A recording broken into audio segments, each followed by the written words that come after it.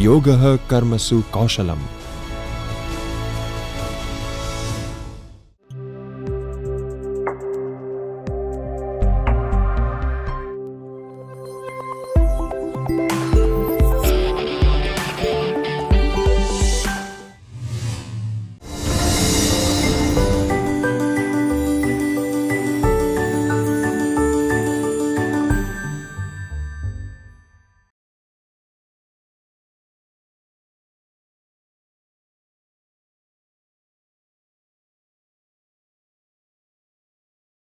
Specifications for vocabulary and grammar tests. Both vocabulary and grammar tests will make use of three main considerations commonly.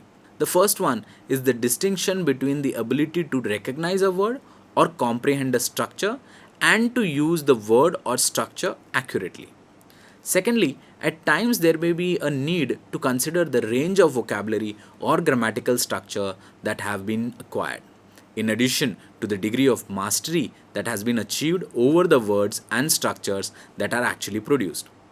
It has to be noted that both degree of mastery and range will apply equally when vocabulary or grammar is included in a scoring rubric for speaking or writing tasks. The final consideration is to apply polytomous scoring in order to simultaneously assess control over form and meaning. This can be applied to both multiple choice questions as well as limited production tasks, with one point being given for accuracy of form and another for accuracy of meaning. For example, a question about using modals for suggestions can be taken. On the test paper, there is a 3-line excerpt from a dialogue. Speaker A says, "Should we go to the dash today or go hiking in the mountains?" A blank space is provided for speaker B's response, and then speaker A replies, "Okay, let me get my boots on." The test taker is supposed to write speaker B's response in the blank space.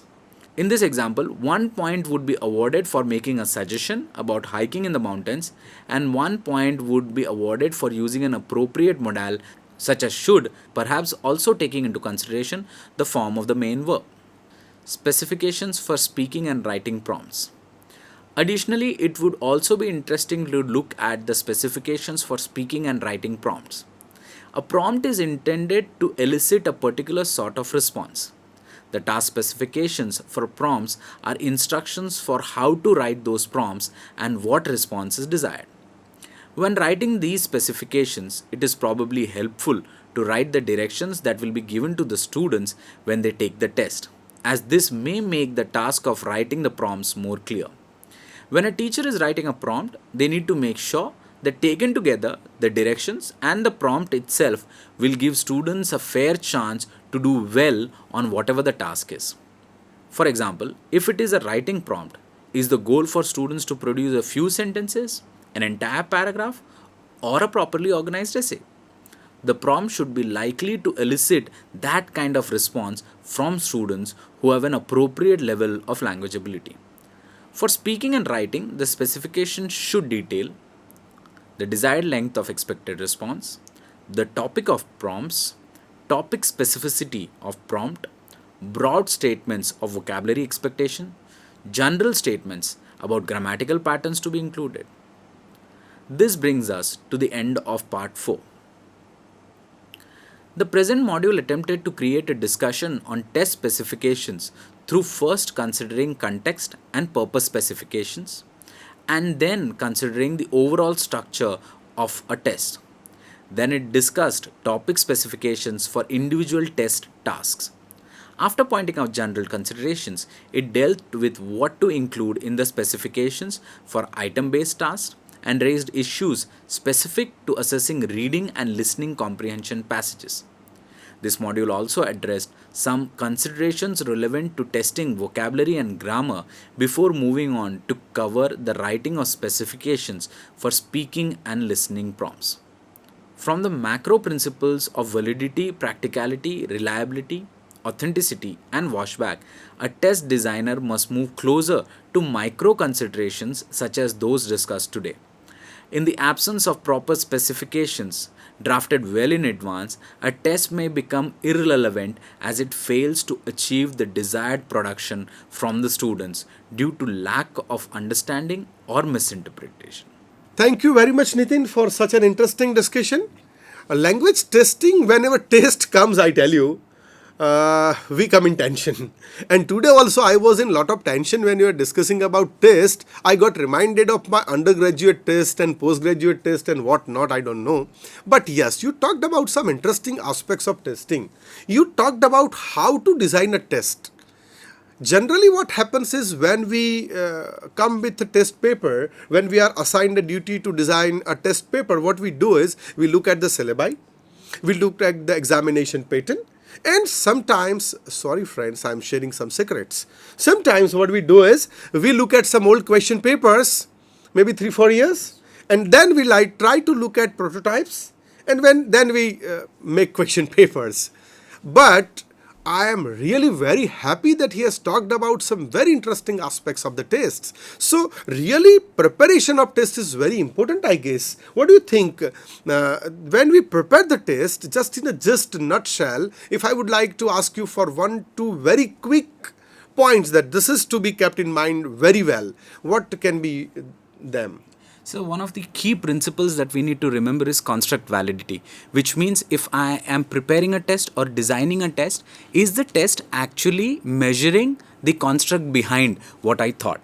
Which would mean if I want the students to learn writing and I have given them a fill in the blank exercise of vocabulary, then it is not a true test of their writing skills. This is one key aspect that we need to remember. Secondly, as you rightly said, while preparing tests, the teachers do go for the last 5 years paper. Many times. And the students also do the same. So basically, it's a necessary evil that everybody goes through. But the world today is moving away from testing to language assessment, where new methods of measuring the students' competence has to be brought out. In doing so, we cannot forget the way that we test, the way that we assess, the 5 principles, and also how to design a test. And that is what we have tried with today's module. Yes, really, you talked about it in a very interesting way, and I guess that will be very useful to all of us, friends. I have a question on behalf of viewers. Yes, I know that I'm coordinator and I should be on this side, but I would like to be on both the sides. So I would like to combine both the sides, and maybe you can call me buffer somewhere. So the question which comes to my mind after listening to your test is, like, why is writing specification so important for language testing? So when we say that we are moving away from testing and we are moving towards assessment, a lot of teachers try to innovate with the way that they want to take tests. Very true. But the problem is the students have not been trained to understand this kind of new tests. Yes, that is interesting. This creates a problem in the student. When the student is unable to understand that I was being tested or assessed, they will not give optimum performance. Hence, if you write test specification, if your rubric development is correct, if your instructions are clear, if your grading specifications are clear, the students will understand that they are being tested and assessed, and hence they will be in a better position to give optimum performance. Very true. So, to make our student perform better, we should look at this side also. Very true. Another thing which stuck to my mind is, what according to you are the skills most difficult to test or assess? Sir, it's a question that has never been answered yet, and I will also only attempt answering it. Okay. All 4 skills, listening, speaking, reading and writing, ably supported by grammar and vocabulary, are important. So there is no skill which is better than the previous one. But one question that the teacher or the syllabus designing committee needs to keep in mind is there a construct behind this? This goes back to our previous question. If the syllabus says that my students will be better at speaking, then the teaching will be related to speaking and the assessment will also be related to speaking. Very true. If it says that my students will be better at writing emails, then the teaching would be the same and the assessment should also be the same lines. Very true. Hence, it proves that, or hence we will have to take this understanding that no skill is better than the other, or no one is more difficult than the previous one. It all depends on the cognitive load that the student will be taking. Very true. In learning and in applying the skills into the assessment. Very true. But what happens is what we have seen in practice, even in language teaching and in even language evaluation, that when the mass is more, when the number of students are more, it becomes very easy for a teacher to assess them just through test papers. So we give them test papers, they write it. I guess two skills are most probably tested here. You may comment more on this because I don't want to comment on this as an expert at present. Students reading skill, because he reads the questions, he will comprehend the questions, and then he will try to brush up his memory, knowledge, understanding, viewpoint, whatever. It depends on the question, which kind of question is asked, and then he will write the answer. So reading skill and writing skill. What about the listening and speaking skills in university examinations, and how can we address them? So if you look at any standardized, large-scale standardized tests, like the tests that are conducted for language proficiency, similar to IELTS, TOEFL, and other exams, they are also dealing with large number of students. Very true. At the same time, they do also have the listening and speaking components, Very which true. would mean that there is a mechanism ready for universities to accept. That is a very good point, I guess. In the time of digital media that we have and the advent of technology, we can definitely take listening tests with students in a large classroom with good equipment. At the same time, we could ask them to do speaking through their cell phones, record their voices, and this could be uploaded on Google Drive, which is shared with the instructor. Very true. This way, we will be able to assess them even in listening and speaking Very in good. spite of having a mass. Very But good. the only problem that we'll have to see is the practicality, how practically possible this is.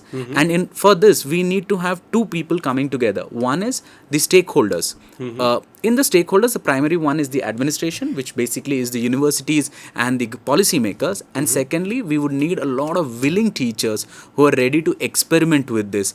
And primarily, the module that we are developing in language testing and assessment is to see if there are more teachers who would be interested in doing Very something true. like this. Friends, I guess this is an idea which is floated by him, and I also vet this idea. You can look at your university, you can look at your college, you can look at your institution, you can look at your classroom. You can devise some mechanism where you can try to use the standardized, very popular tests where not only reading and writing is tested or evaluated, but even listening and speaking is also evaluated. If you look at the number, how many students just in India appear in IELTS kind of test in a year, you will be surprised by that. Just try to go to the website of IELTS, try to register yourself and try to get an appointment just in week or 15 days for that. What do you think, Nitin? Generally, if we try to get an appointment, how many days we have to wait for that appointment? So generally for large scale standardized tests like TOEFL and IELTS, the general waiting period is close to a month's time. Yes. Whereas these exams are happening close to 20 to 25 days in a month. But Yes. still you are not able to get this That kind is of a what. date. So, what I mean to say is they are conducted at many centers in India. And then also you have to wait for maybe 15 days, 20 days, or a month, and then you get your turn to go for a test. What I mean to say indirectly is there is a very big number. There is a mass who appear in such tests. So we can also think of, I don't say that we should apply it from tomorrow. I don't say that we must apply it to our university, but I mean to say that let's give it a try. Why not? We can try it. We can start trying it from a small scale. Look at the minimum number of students in particular subject in your university, class or institution. Try to devise some test. There are ready-made tests available. And then you can try it, and in that way we can have overall assessment of the student, not just the assessment of memory, but overall assessment, and that will help us to improve our students. And friends, I would like to tell you one thing more, which I told you in the beginning, that tests are not meant to classify them in categories, not to say that X is clever, Y is not clever, not to say that X is smart and Y is not smart, but to identify the areas where X is good, where X is poor, which area for X is gray, which area of Y is dark, and it is our duty to help him work in those gray or dark areas. Maybe a black area will become gray, that gray area will become silver, and that silver area may become gold one day, and that can be a bright like diamond someday. So this is our duty, and this is why we test them. I would like to thank you, Nitin, for your scholarly discussion on testing, and this is one of the area which really is very much practiced but very less researched and very less touched. Friends, I suggest that we should work on this area and we should try to bear good results. Again, thank you very much on behalf of MHRD, on behalf of UGC, on behalf of UGC Human Resource Development Center of Gujarat University, on behalf of MHRD National Resource Center, and on behalf of all of you friends. How can I forget you? Yes, on behalf of you, thank you very much. Thank you, sir.